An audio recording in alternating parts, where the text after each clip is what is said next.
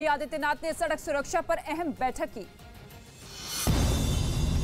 UP के CM Yogi Adityanath ने सड़क सुरक्षा पर अहम बैठक की। इस दौरान मुख्यमंत्री ने अधिकारियों को ओवर स्पीडिंग और ओवरलोडिंग के खिलाफ कड़ी कार्रवाई के निर्देश दिए।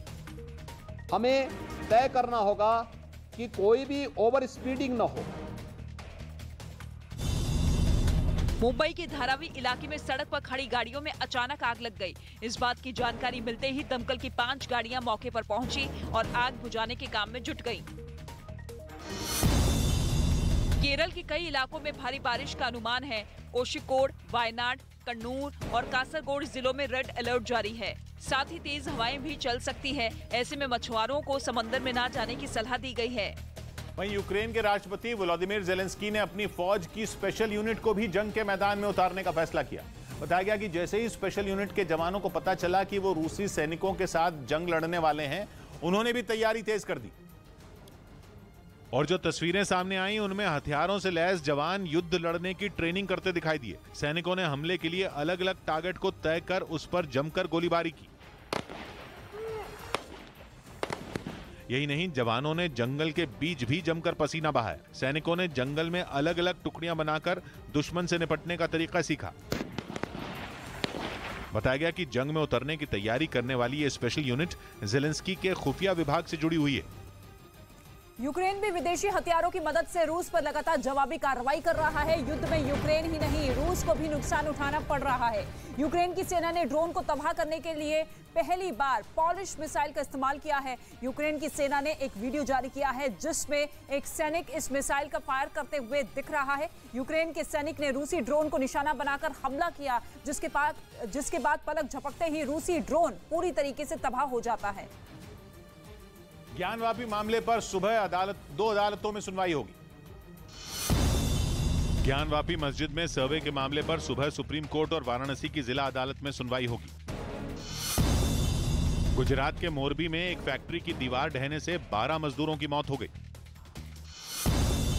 दिल्ली के उपराज्यपाल अनिल विजय ने निजी कारण बताते हुए अपने पद से इस्तीफा दे दिया। और इस बीच यूक्रेन के एक युवक ने दावा यह किया है कि रूस के जवानों के दफनाने के बाद भी वो कब्र से जिंदा निकल आया। आरोप यह है कि उसे और उसके दोनों भाइयों को रूस के सैनिकों ने पहले गोली मारी और फिर उन सबको मरा हुआ समझकर इसी जगह दफना दिया था। लेकिन उनमें एक मिकोला कुलिचेंको कब्र से जिंदा निकल आया। उसने बताया कि चर्निव के एक गांव पर कब्जे के बाद तीनों भाइयों को रूस के जवानों ने पकड़ लिया और आंखों पर पट्टी बांध दी। फिर बेरहमी से पिटाई करने के बाद तीनों को गोली मार दी थी।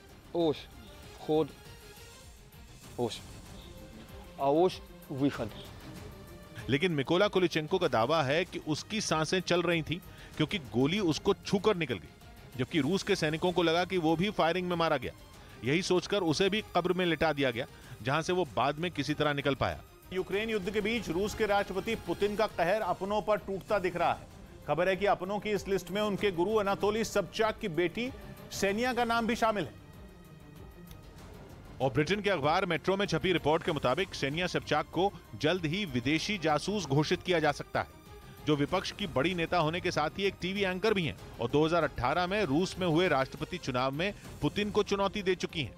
खबर है कि रूस की एजेंसियां उनके और उनकी मीडिया कंपनी के खिलाफ विदेशी फंडिंग के आरोपों की जांच में जुटी हैं, जिनके सही साबित होने पर यह मान लिया जाएगा कि यूक्रेन युद्ध के दौरान उन्होंने दुश्मनों के साथ मिलकर उनके जासूस के तौर पर काम किया। जबकि पुतिन को राजनीति में लाने में सेनिया के पिता अनातोली सबचाक का अहम योगदान माना जाता है, जो कॉलेज में पुतिन के प्रोफेसर रहने के साथ ही राजनीति में उनके मेंटोर भी रहे थे। और वो 1990 में सेंट पीटर्सबर्ग के पहले लोकतांत्रिक तौर पर चुने गए मेयर बने थे। दावा है कि उन्होंने ही पुतिन को सेंट पीटर्सबर्ग का डिप्टी मेयर बनाकर पहली बार उनकी राजनीति में एंट्री करवाई थी, जबकि उससे पहले पुतिन की पहचान रूस की खुफिया एजेंसी केजीबी के एजेंट के तौर पर थी। और वहीं अमेरिका की खुफिया एजेंसी FBI ने चेतावनी दी है कि परमाणु बम के लिए उत्तर कोरिया के शासक किम जोंग उन नया हथकंडा अपना रहे हैं। FBI के मुताबिक उत्तर कोरिया के IT कर्मचारी किम के परमाणु हथियार कार्यक्रम में अपना योगदान देने के लिए राजधानी प्योंगयांग में बैठकर दूसरे देशों से नौकरी लेने की कोशिश कर रहे हैं।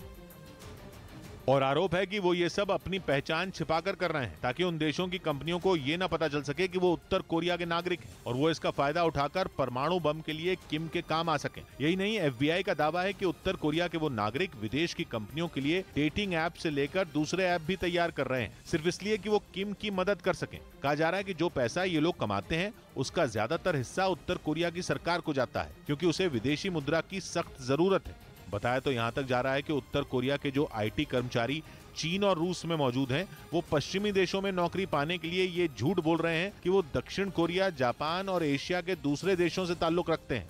आरोप तो ये भी है कि अपनी सरकार की मदद करने के लिए उन्होंने अमेरिका और इंटरनेशनल बैंकों के ग्राहकों के खातों से जुड़ी जानकारियों की भी चोरी की।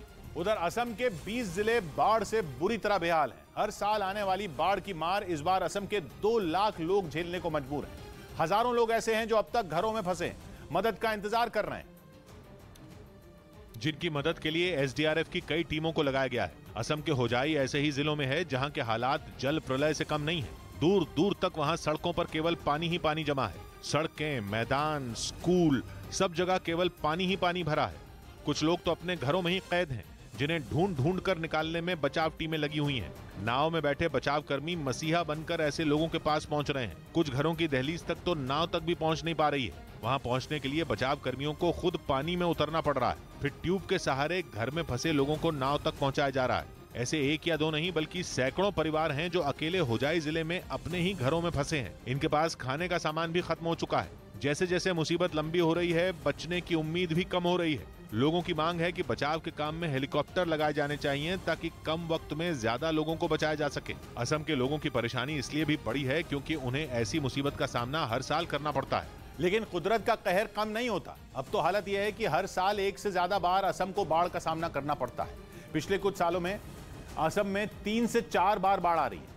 हर बार बाढ़ ऐसी जिसमें लोगों की जान भी जाती है और नुकसान तो बेहिसाब होता है। असम की कुल जमीन है करीब 78 लाख हेक्टेयर और हैरानी की बात यह है कि इसमें 31 लाख हेक्टेयर जमीन फ्लड प्रोन है, मतलब वहां बाढ़ आने का खतरा हमेशा बना रहता है।